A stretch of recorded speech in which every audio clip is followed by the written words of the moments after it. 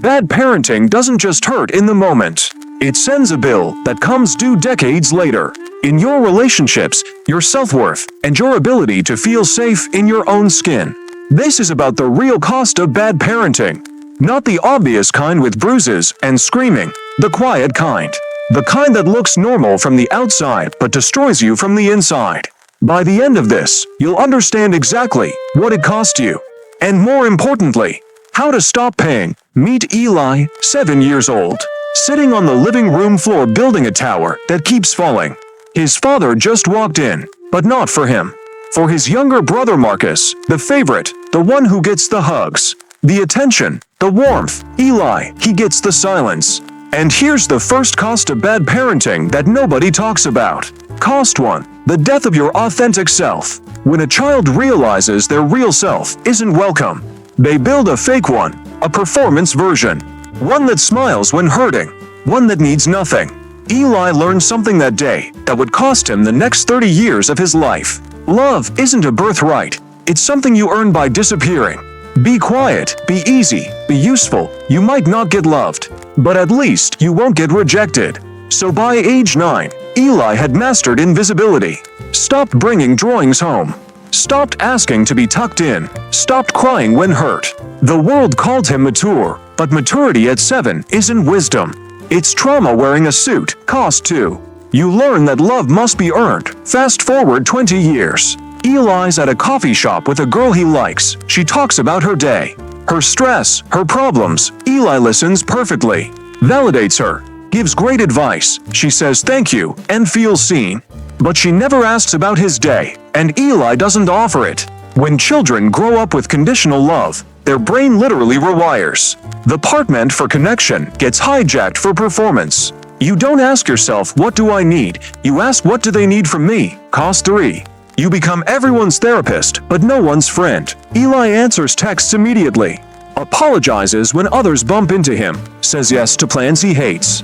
Always available, always agreeable, always there, but never real. Never known, never chosen for who he is, only for what he provides. People call him kind, thoughtful, such a good listener. They don't realize that beneath that kindness is a terrified boy who never learned to say, I need something too. Cost 4. You can't trust real love when it shows up. Here's the cruel irony. When someone finally offers Eli genuine care without conditions, he can't receive it. He flinches, pulls away, finds reasons they'll eventually leave. Because deep down, unconditional love feels wrong. Foreign, unsafe, like a scam. Cost 5. You sabotage every good thing. Bad parenting doesn't just hurt you once. It installs a sabotage program that runs automatically.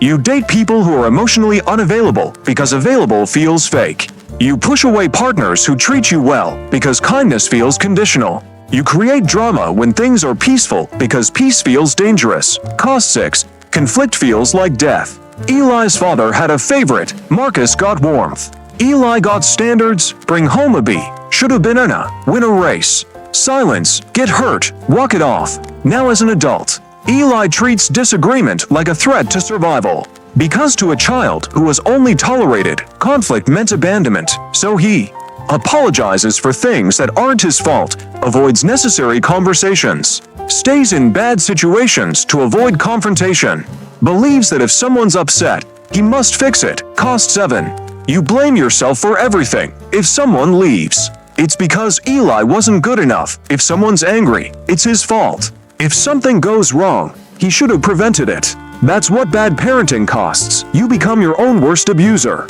Cost 8. Your body keeps the score. Eli didn't just inherit emotional problems. He inherited physical ones: chronic anxiety, insomnia, digestive issues, tension headaches, autoimmune disorders. When the mind can't process trauma, it hands it to the body holds it in. Tight shoulders, clenched jaw, chronic pain doctors can't explain. We call it stress. But it's actually stored survival energy from childhood that never got discharged. The child wanted to run but couldn't, wanted to fight back but couldn't. So the energy froze in the muscles, the fascia, the nervous system. Decades later, it's still there, manifesting as restlessness, inability to relax, panic attacks, constant bracing for disaster. Cost 9. You live in perpetual emergency mode. Eli's nervous system is stuck in the past. To him, peace feels like the calm before the storm. Relaxation feels like letting your guard down. Good days feel like waiting for the other shoe to drop. This isn't paranoia. It's a survival mechanism protecting a child who's no longer in danger but feels like they are. Cost 10. You're overqualified but underpaid. Eli is the most dependable person at his company. Takes on extra work, never complains, always delivers. But he's never promoted. Why? Because people pleasers are useful where they are. Moving them up means losing their over-functioning.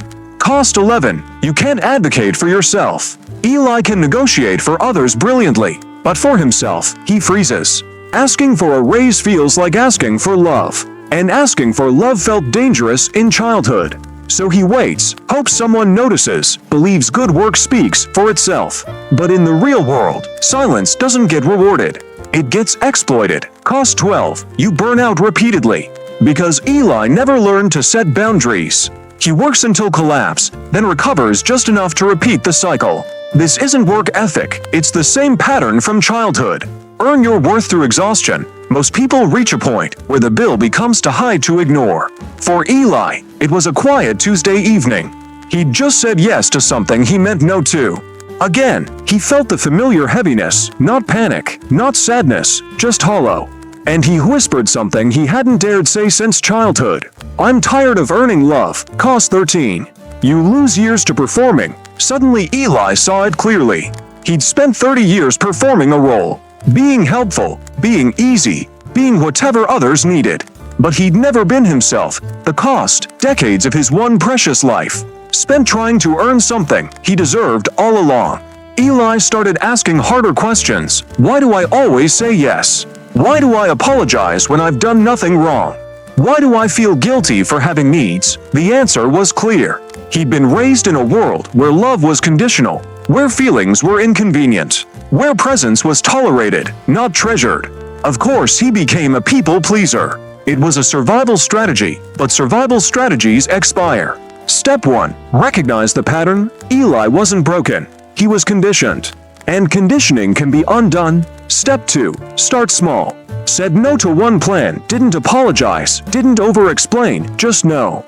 The world didn't end. Told a friend he felt unseen. Spoke gently, but clearly, felt lighter afterward.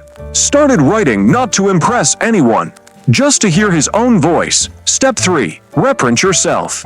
Parenting doesn't stop in childhood. It continues in how we parent ourselves. Every time the old voice says don't bother them, Eli now answers, I don't have to be easy to be loved. That one sentence changed everything. The cost of not healing. Everything. If Eli hadn't woken up, he would have passed this pattern to his own children. Stayed in shallow relationships forever. Worked himself to death for scraps of validation.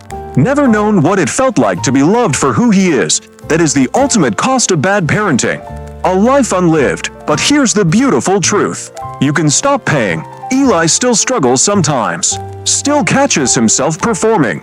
But now he catches it, names it, chooses differently.